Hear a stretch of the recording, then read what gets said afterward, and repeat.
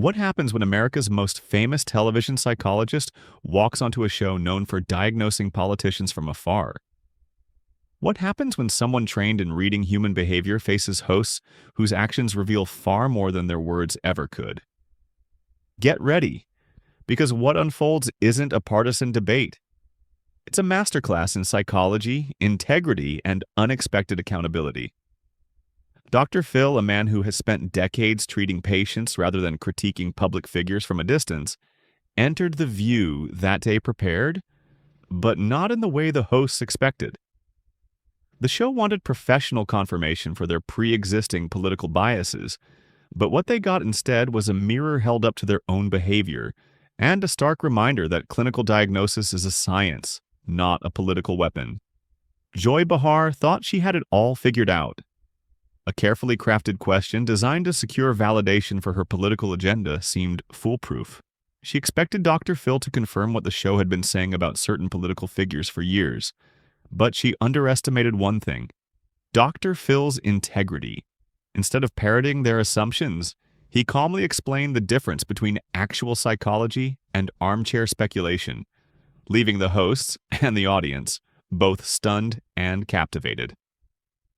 The moment was priceless. Joy realized her setup had backfired, and the reaction on her face said it all. That split second, when someone discovers their trap has caught them instead of their intended target, is television gold. And this wasn't just entertainment. It was a lesson in how real expertise operates under pressure and how science maintains integrity even when faced with political theatrics. The studio buzzed with its usual energy that morning. The hosts were in their comfort zone, confident that the narrative had been planned down to the last detail. Questions were scripted, beats carefully choreographed, and partisan attacks disguised as legitimate concern. But Dr. Phil, sitting across from them with decades of experience, was in a different lane entirely.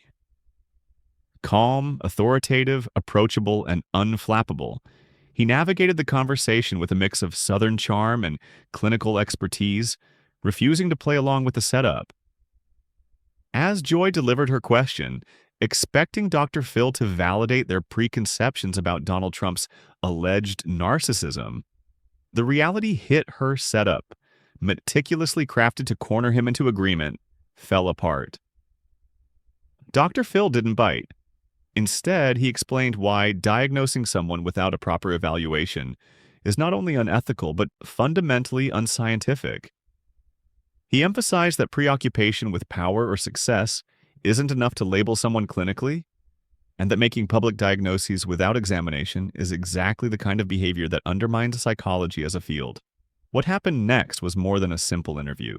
It was a confrontation between spectacle and science, assumptions and integrity, performance and expertise. Viewers witnessed firsthand how an expert handles pressure, protects the profession, and educates without condescension.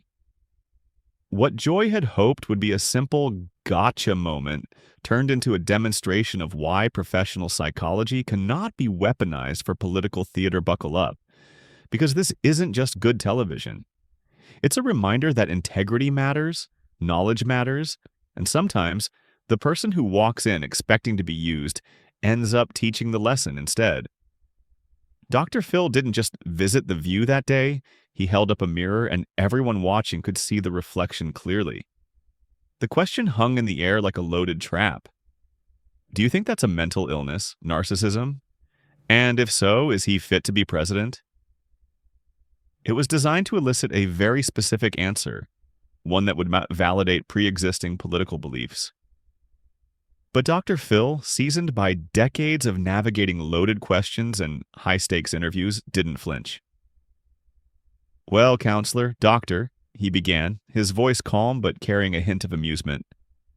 "That's a compound question, and I object." The audience laughed, thinking it was a joke, but this was no humor. It was a declaration of boundaries. Dr. Phil was making it clear that he wouldn't be manipulated into endorsing assumptions dressed up as expertise. He was a psychologist, not a political operative, and he was about to demonstrate the difference. Pulling out his notes, he continued, "People throw the term narcissism around all the time, but they don't really know what it means. I brought the DSM-5 criteria so we can talk about it properly. Already the segment had veered far off the scripted path Joy had envisioned. She expected validation. Instead, she was about to get a real education. Dr. Phil read through the clinical criteria one by one. A grandiose sense of self-importance. Preoccupation with fantasies of success, power, or brilliance. Believing oneself to be unique, understood only by special people.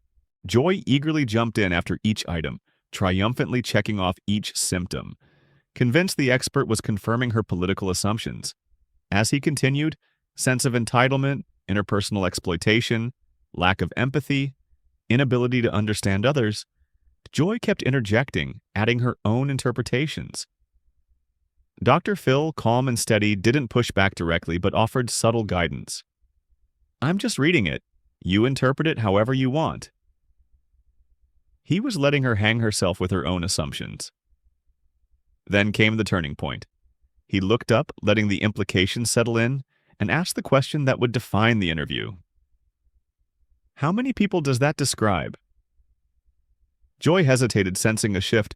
"That's a lot of people," she admitted, still thinking the lesson was on her terms. But Dr. Phil delivered the line that would go viral. "Well, that is a lot of people.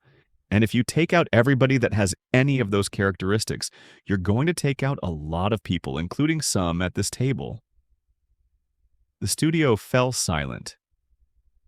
The cameras captured Joy's face perfectly, triumph fading into confusion, then recognition, and barely controlled frustration.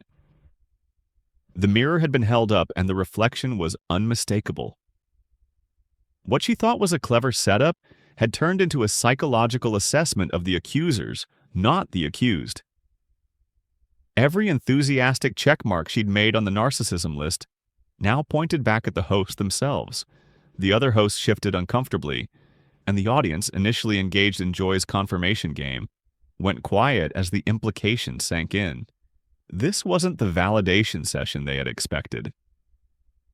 Dr. Phil had turned a political ambush into a masterclass in psychology, showing the difference between real expertise and armchair diagnosis, and leaving a lasting lesson about integrity, science, and the danger of weaponizing knowledge for politics.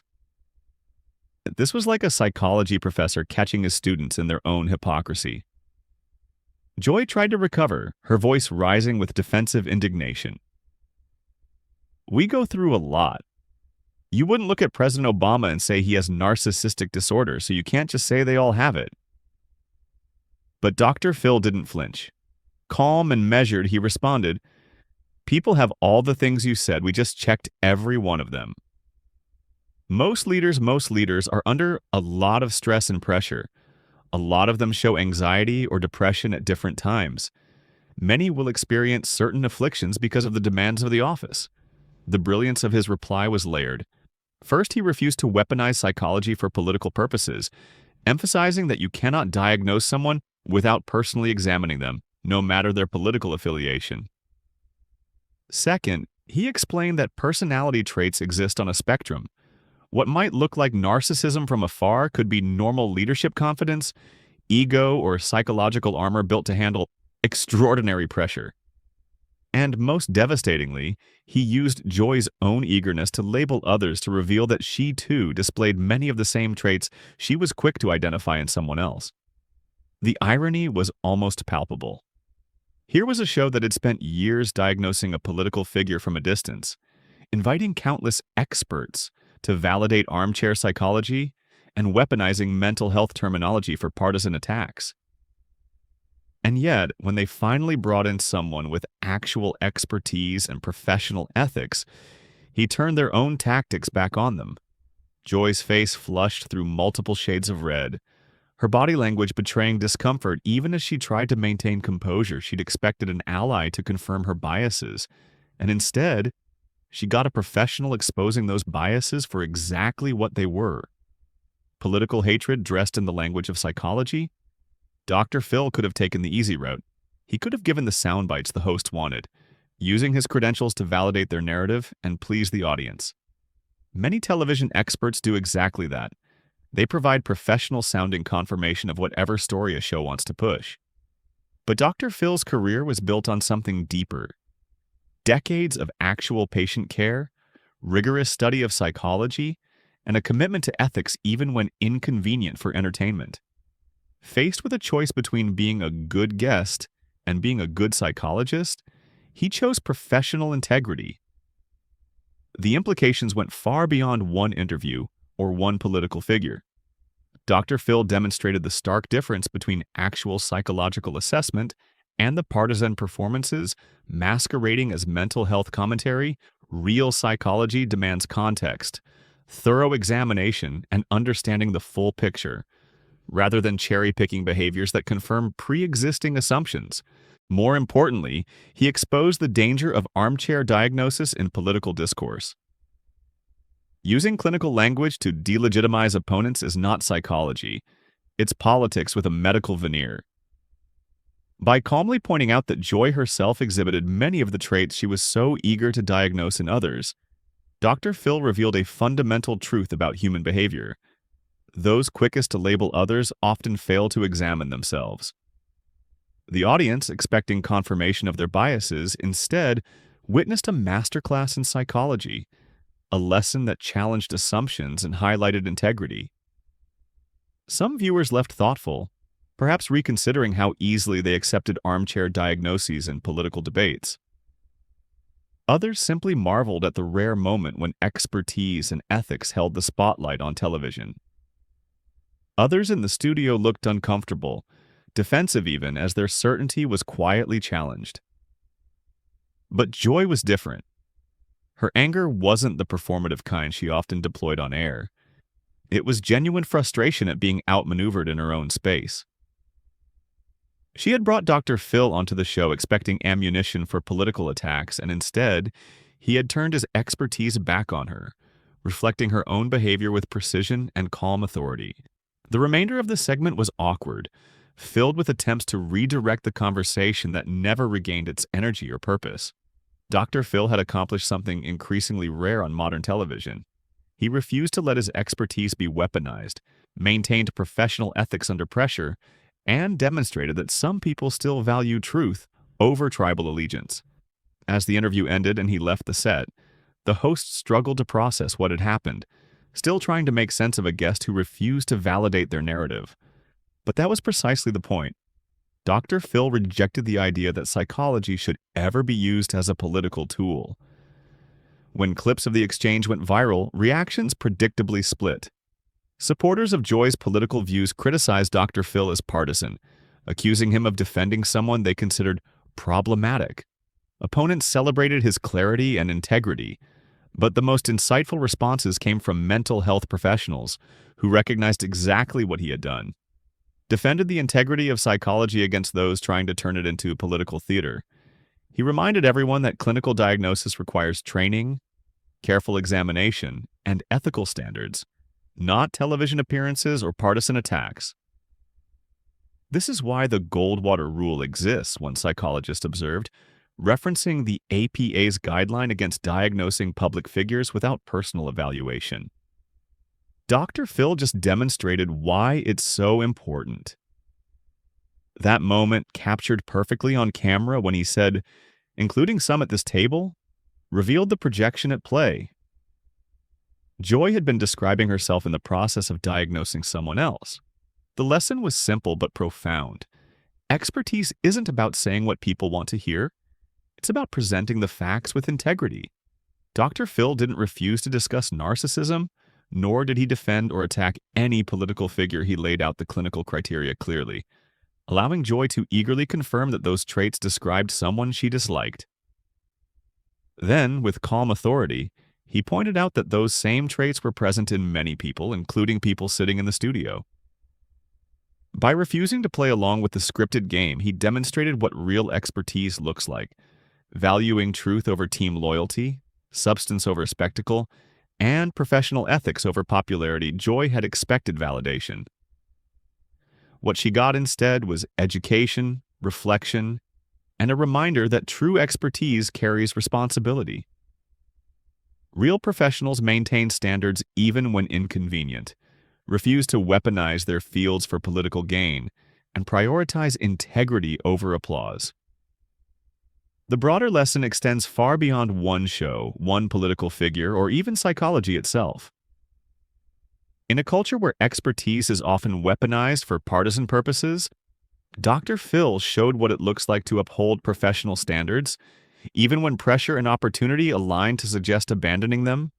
You can disagree politically without diagnosing someone with mental illness. You can recognize problematic behavior without reducing it to pathology, and you can maintain integrity even when it's unpopular or uncomfortable. Most importantly, Dr. Phil revealed something deeper than political debate. He exposed real narcissism, not the weaponized version used for partisan attacks. Joy's eagerness to check off every symptom of narcissism in someone she disliked, while remaining completely blind to those same traits in herself, perfectly illustrated the projection and lack of self-awareness that define actual narcissistic behavior. The show moved on to its next segment, the next guest, and the next controversy. The news cycle continued, but for those who witnessed that moment, a powerful lesson had been delivered. Expertise still matters when exercised with integrity. Professional standards still exist, even under cultural pressure to abandon them. Sometimes, the most powerful thing an expert can do is refuse to let their knowledge be weaponized for purposes it was never intended to serve. Dr. Phil left the studio exactly as he entered it, professionally credible, ethically grounded, and unwilling to compromise his standards for anyone's convenience. He hadn't scored political points or gained partisan allies. What he had done was far more valuable. He had defended the integrity of his field, reminded everyone that clinical psychology is a science, not a political weapon, and demonstrated that some people still value being right over being popular. Joy Behar had tried to use psychology to attack a political opponent. Dr. Phil used psychology to reveal her own behavior. And in that simple reversal, in the moment when the mirror was turned around, everyone watching learned about projection, narcissism, and what happens when you invite a real expert expecting validation but get education instead. That is what made the moment memorable.